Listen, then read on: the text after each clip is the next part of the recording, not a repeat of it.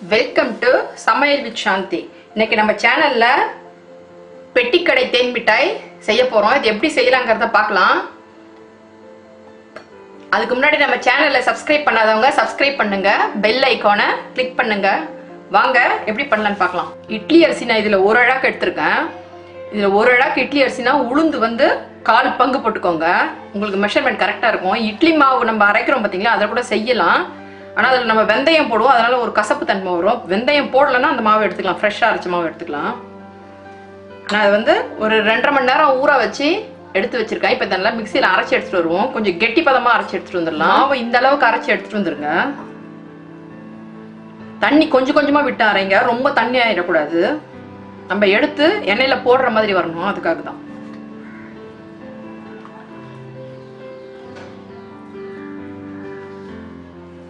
பொறுமையாக அரைச்சிங்கன்னா தண்ணி கொஞ்சம் கொஞ்சமாக விட்டு நல்லா வந்து இதில் கொஞ்சம் சால்ட் போட்டுக்கலாம். இந்த மாவுக்கு தேவையான அளவு போட்டுக்கோங்க. கொஞ்சம் கலர் போட்டுக்கோங்க. உங்களுக்கு கலர் வேணும்னா போட்டுக்கோங்க, இல்லை உங்கள் ஆப்ஷன் தான். 1/4 ஸ்பூன் பேக்கிங் சோடா போட்டுக்கோங்க. இதை நல்லா மிக்ஸ் பண்ணிப்போம். இப்போ நல்லா மிக்ஸ் பண்ணியாச்சு. இப்போ எண்ணெயில் போட்டு எடுத்துடலாம். 1 கப் சுகர் எடுத்துக்கோங்க. 1 3/4 கப் தண்ணி விட்டுப்போம்.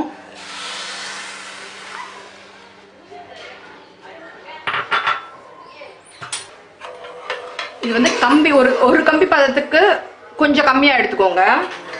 சர்க்கரை நல்லா கரையட்டும். ரொம்ப பாக எடுத்துடாதீங்க. எடுத்தீங்கன்னா உங்களுக்கு அப்புறம் அந்த ஜூஸ் வந்து அதில் ஏறாது, தேன் மிட்டாயில் ஏறாது.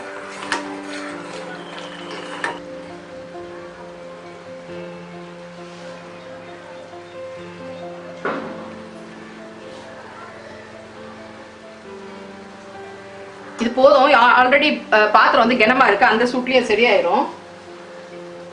கேஸ் ஆஃப் பண்ணிடலாம். லெமன் கொஞ்சம் புழிஞ்சு விட்டுக்கோங்க, கேரமல் ஆகாம இருக்கிறதுக்காக.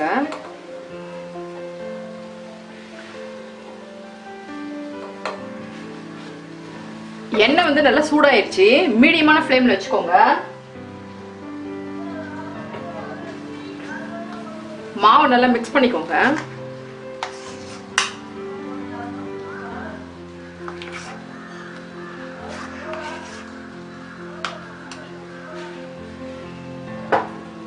கையை நல்லா தண்ணியில தொட்டுக்கோங்க.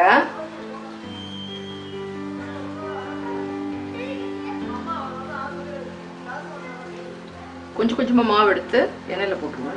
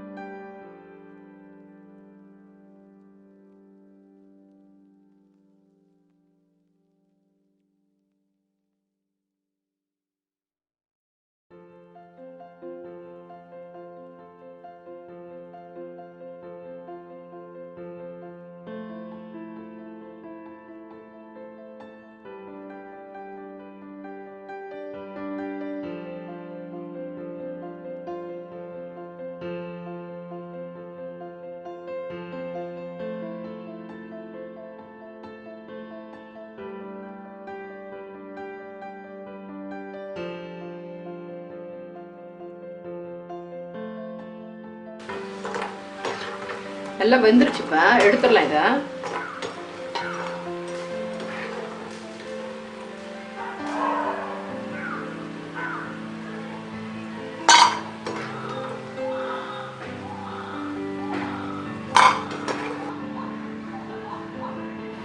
ஓகே, சிரப்பு ரெடியா இருக்கு. நமக்கு இந்த பொரிச்சதும் ரெடி ஆயிருச்சு. பொரிச்சது வந்து எல்லாமே பொரிச்சதும் ஈவனா ஒரே நேரத்தில் போடுங்க, தனித்தனியா போடாதீங்க.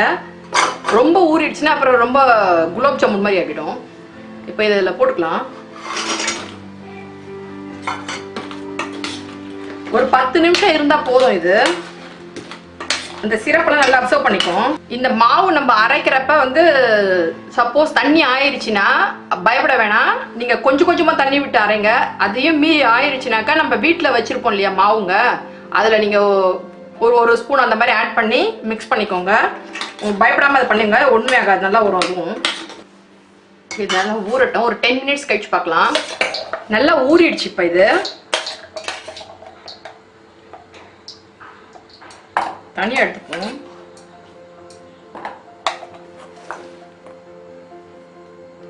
இப்போ இதில் நம்ம சுகர் வேணா போட்டு மிக்ஸ் பண்ணிக்கலாம்.